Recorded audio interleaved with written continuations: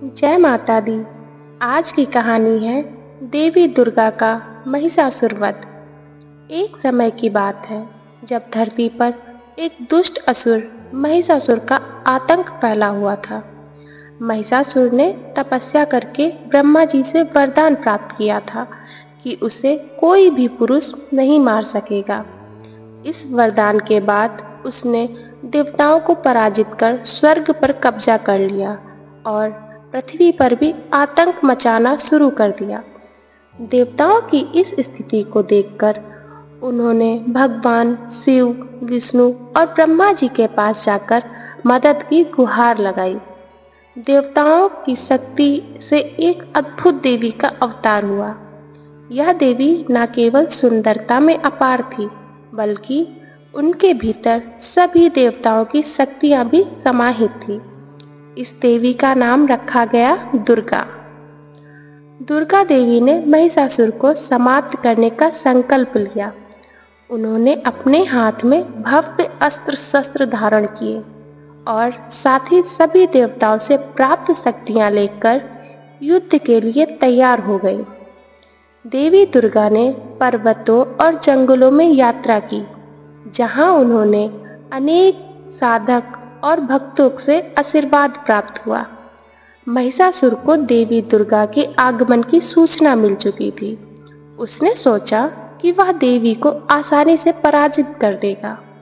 महिषासुर ने देवी दुर्गा को युद्ध के लिए चुनौती दे दी। युद्ध प्रारंभ हुआ।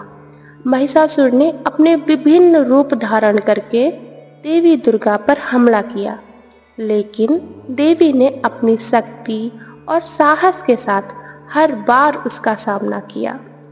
युद्ध में देवी दुर्गा ने अपने दिव्य अस्त्रों से महिषासुर के सभी रूपों को नष्ट कर दिया।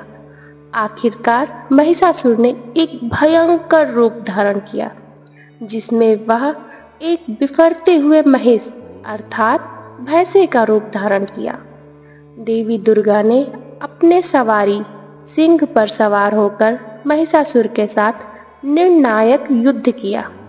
महिषासुर ने बहुत कोशिशें की, लेकिन देवी दुर्गा ने अपनी शक्ति और साहस से उसे हराया। अंततः देवी ने अपनी तलवार से महिषासुर का वध कर दिया। महिषासुर का वध होते ही देवताओं ने आकाश में विजय की घोषणा की। इस प्रकार देवी दुर्गा ने महिषासुर का वध करके पृथ्वी और स्वर्ग को उसके आतंक से मुक्त किया। देवताओं ने देवी दुर्गा की स्तुति की और उन्हें धन्यवाद दिया। देवी दुर्गा ने इस महाकर्म के कारण नवरात्रि का त्योहार मनाया जाता है। नवरात्रि के इन 9 दिनों में भक्तजन देवी दुर्गा की पूजा करते हैं, उनके 9 रूपों की आराधना करते हैं और भक्ति पूर्वक उपवास रखते हैं। नवरात्रि का पर्व न केवल देवी की आराधना का अवसर है, बल्कि यह हमारे समाज में नारी शक्ति, साहस और आत्मविश्वास को भी दर्शाता है। इस त्योहार के दौरान लोग गरबा और डांडिया जैसे नृत्यों का आयोजन भी करते हैं, जिससे खुशी और उत्साह का माहौल बनता है। इस पूजा में कन्या पूजा का भी विशेष महत्व है, जहाँ छोटी छोटी कन्याओं को देवी का रूप मानकर उनकी पूजा की जाती है। नवरात्रि हमें सिखाती है कि बुराई का अंत निश्चित है और अच्छाई और न्याय की विजय हमेशा होती है। देवी दुर्गा की कृपा से हम सभी अपने जीवन में सकारात्मकता, शक्ति और साहस का अनुभव करें। इस प्रकार नवरात्रि केवल धार्मिक उत्सव नहीं है, बल्कि यह हमारे जीवन में देवी की शक्ति और प्रेरणा का प्रतीक भी है।